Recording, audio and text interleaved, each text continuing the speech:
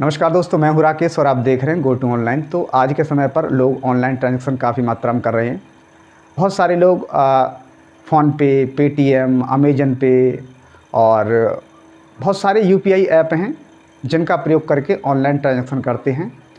तो online transaction करने के लिए अगर आपके पास नॉर्मल सेविंग अकाउंट है, चाहे वो किसी भी बैंक का हो, तो उस नॉर्मल सेविंग अकाउंट में आपको कुछ मंथली एवरेज बैलेंस मेंटेन करना होता है, जो कि 2000 से 5000 के बीच में रहता है और एरिया के हिसाब से है। यानी आप ग्रामीण क्षेत्र में हैं तो आपको कम से कम 2000 रुपये रखने होंगे।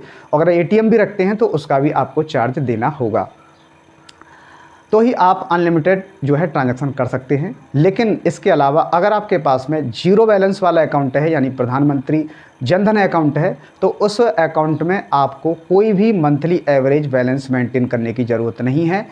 और अगर एटीएम भी है तो उसका भी आपको चार्ज नहीं देना है, लेकिन उस अकाउंट से आप ज़्यादा ट्रांजैक्शन नहीं कर सकते। जीरो बैलेंस वाले अकाउंट से आप महीने के अंदर 4 ट्रांजैक्शन कर सकते हैं। अगर आपने 4 ट्रांजैक्शन से ज़्यादा किए तो बैंक आपसे प्रति ट्रांजैक्शन 15 प्लस जीएसटी यानी 17 रुपये 70 पैसे चार्ज लेगी। तो हमारी जो ऑडियंस है वो है 18 से लेके 22 तक की ज़्यादातर। तो ये ग्रुप ऐसा है, इस ग्रुप के अंदर जितने भी अकाउंट मिलेंगे वो सारे जीरो बैलेंस वाले मिलेंगे। और ये ग्रुप जो है ज़्यादा ट्रांजैक्शन भी करता है, 5 रुपये की चॉकलेट भी लेगा तो ऑनलाइन ट्रांजैक्शन ही करेगा। तो ऐसे में क्या है, बैंकें जो है चार्ज लेती हैं और हमें पता भी नहीं चलता है। जब हम स्टेटमेंट निकालते हैं तब हमें पता चलती है कि बैंक हमसे चार्ज ले रही है ओवर ट्रांजैक्शन करने का। तो ऐसी कौन सी बैंक है जिनका प्रयोग करके हम ऑनलाइन ट्रांजैक्शन कर सकते हैं और काफ़ी मात्रा में अगर हम ट्रांजैक्शन करते हैं तब भी हमसे कोई चार्ज नहीं लिया जाएगा और उनमें कोई भी मंथली एवरेज बैलेंस मेंटेन करने की भी ज़रूरत नहीं है।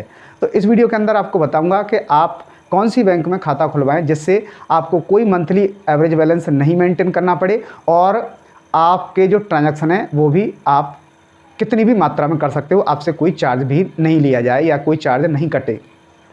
तो वीडियो शुरू करने से पहले मेरी आपसे रिक्वेस्ट है, अगर आप हमारे चैनल पर पहली बार आएँ तो वीडियो के नीचे आपको लाल रंग में सब्सक्राइब बटन दिख रहा होगा, उसको दबा करके चैनल को सब्सक्राइब कर लें और साथ ही साथ बेल आइकन को ऑल पर सेलेक्ट कर लें ताकि ऐसी जानकारियाँ आपको भविष्य में मिलती रहें।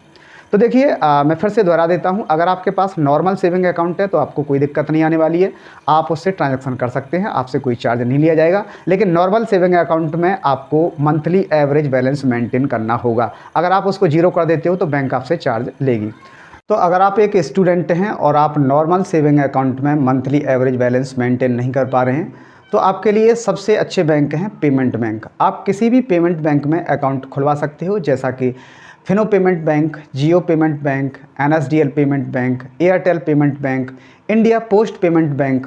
यानी जितनी सारी पेमेंट बैंक हैं उनको पेमेंट करने के पर्पज़ से ही बनाया गया है और इन बैंकों से आप अनलिमिटेड ट्रांजैक्शन कर सकते हो। आपको ट्रांजैक्शन के नाम पर कोई चार्ज नहीं देना है और इन बैंकों में वर्चुअल एटीएम कार्ड की जो सुविधा होती है वो फ्री होती है। आपको एटीएम के नाम पर भी कोई चार्ज नहीं देना है और आपको बैंक जाने का भी झंझट नहीं है। 10 मिनट के अंदर आप ये खाते जो है खुलवा सकते हैं। कभी भी कोई समस्या आती है तो इनके कस्टमर केयर पर कॉल करके आप समस्या का समाधान कर सकते हो। ऐसा नहीं है कि स्टेट बैंक में या किसी भी दूसरी बैंक में कोई समस्या आ गई तो छोटी सी समस्या के लिए आपको बैंक के 4 चक्कर काटने होंगे और एसबीआई की बात करें तो 8 चक्कर भी आपको लगाने पड़ सकते हैं। तो सबसे अच्छी बैंकें हैं स्टूडेंट के लिए, स्टूडेंट वर्ग के लिए। तो अगर जानकारी आपको अच्छी लगी हो तो वीडियो को लाइक करें, चैनल को सब्सक्राइब करके रखें ताकि ऐसी जानकारी आपको भविष्य में मिलती रहें। तो फिर मिलूंगा किसी नई जानकारी के साथ, तब तक के लिए गुड बाय।